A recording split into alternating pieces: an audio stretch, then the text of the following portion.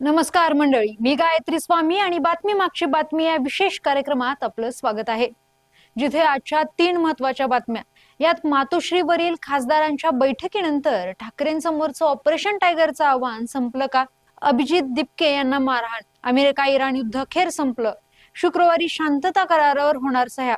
या बातम्यांच्या मागचं राजकारण, समाजकारण आणि अर्थकारणाचा लेखाजोगा यात मांडलाय. यामुळे आता वरवरची बातमी नाही तर बातमी मागची बातमी जाणून घ्या.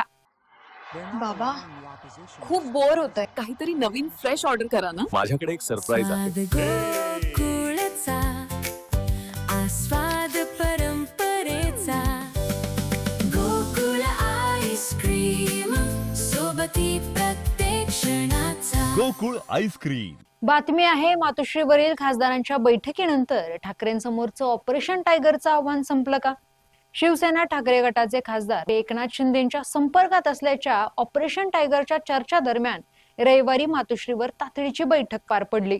खासदार संजय राऊत यांनी पत्रकार परिषदेत स्पष्ट केले की पक्षांचे सर्वच्या सर्व 9 खासदार उद्धव ठाकरेंसोबत घट्ट उभे आहेत. राऊतांच्या माहितीनुसार बैठकीला 4 खासदार प्रत्यक्ष हजर होते, तर उर्वरित 5 खासदारांनी आजारी कुटुंब सदस्य, मुलाचे लग्न आणि मतदारसंघातील पूर्वनियोजित घरगुती कार्यक्रमांचे कारण देत ऑनलाईन किंवा फोनवरून हजेरी लावली आणि ही केवळ एक रुटीन मीटिंग असल्याचंही त्यांनी सांगितलं. त्यामुळे यावरती प्रामुख्याने 2 प्रश्न उपस्थित होतात. पहिला प्रश्न आहे, खासदारांनी मौन का बाळगले? शिंदे गटात जाणार असल्याच्या चर्चांवर प्रत्यक्ष खासदारांनी समोर येऊन जाहीरपणे या अफवांचा निषेध का केला नाही? केवळ राऊतांना सारवासारव का करावी लागत आहे? दुसरा प्रश्न, 2-3 दिवसात काय बदलणार? राऊत म्हणाले की ऑनलाईन उपस्थित राहिलेले खासदार येत्या 2-3 दिवसात प्रत्यक्ष मातोश्रीवर येऊन ठाकरेंची भेट घेतील. जर ही बैठक पूर्वनियोजित आणि रुटीन होती तर खासदारांनी त्याप्रमाणे वेळ का काढली नाही? आणि जी चर्चा रविवारी झाली तीच पुन्हा 2 दिवसांनी वैयक्तिक भेटून होणार असेल तर या मीटिंग मागचं कारण ऑपरेशन टायगरच्या चर्चाच होतं का?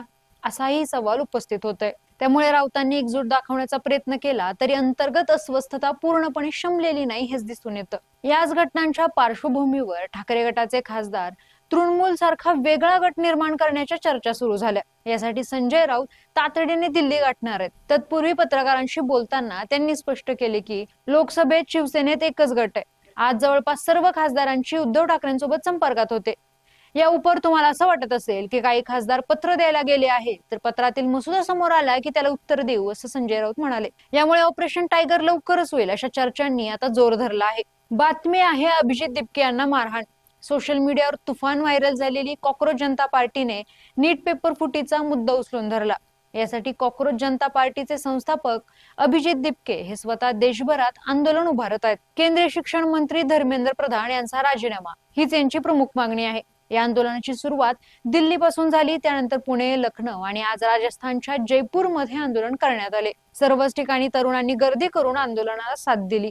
पण आजच्या जयपूर येथील आंदोलनाच्या वेळी एका अज्ञात व्यक्तीने अभिजित दिपके यांना मारहाण केली. अभिजित दिपके विद्यार्थ्यांच्या गराड्यात होते तेव्हाच एका अज्ञात व्यक्तीने अभिजित दिपके यांच्या कानशिलात लगावली. वेळीच तरुणांनी त्या व्यक्तीला अभिजित दिपकेंपासून दूर केलं आणि दिपकेंवर हल्ला करणाऱ्यांवर जमावाकडून चोपही देण्यात आला. पण पोलिसांनी परिस्थिती नियंत्रणात आणली आहे. आंदोलनाला कोणतेही गालबोट लागू नये यासाठी अभिजित दिपके यांनी तरुणांना शांततेचं आवाहन केलं.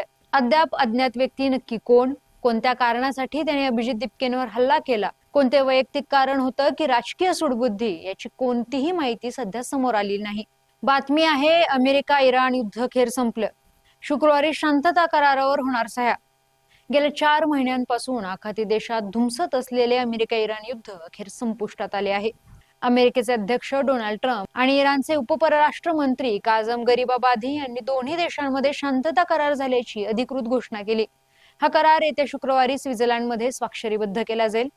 या कराराअंतर्गत ट्रम्प यांनी इराणवरील सागरी नाकेबंदी तातडीने उठवण्याचे आदेश दिले असून जगातील अत्यंत महत्वाचा खनिज तेल वाहतूक मार्ग असलेला हॉर्मुझची सामुद्रधुनी सर्व देशांसाठी कायमचा टोल फ्री करण्यात येणार असल्याचे जाहीर केले आहे. इराणनेही 30 दिवसात या मार्गावरील युद्धनौका आणि माइन्स हटवण्यास संमती दिली आहे. या ऐतिहासिक घडामोडींमुळे जागतिक ऊर्जा बाजाराला मोठा दिलासा मिळाला असून आंतरराष्ट्रीय बाजारात ब्रेंट क्रूड तेलाचे दर 4% घसरून थेट $81 प्रति बॅरलवर आले आहेत. इस्रायलचे राष्ट्रीय सुरक्षा मंत्री इतामार बेन ग्वीर यांनी तीव्र आक्षेप घेतलाय. ट्रम्प यांचा करार आम्हाला बंधनकारक नाही, आम्ही अमेरिकेचे मांडलिक नाही असे म्हणत त्यांनी हिजबुल्लाचे पूर्ण उच्चाटन होईपर्यंत युद्ध थांबवणार नसल्याचे म्हटले आहे. तर दुसरीकडे 60 दिवसांच्या पुढील वाटाघाटींमध्ये अमेरिका गोठवलेला अब्जावधी डॉलर्सचा निधी मुक्त करतो की नाही यावरच कराराची पुढील अंमलबजावणी अवलंबून असेल असा इशारा इराणने दिला आहे. धन्यवाद आणि पाहत रहा सकलम.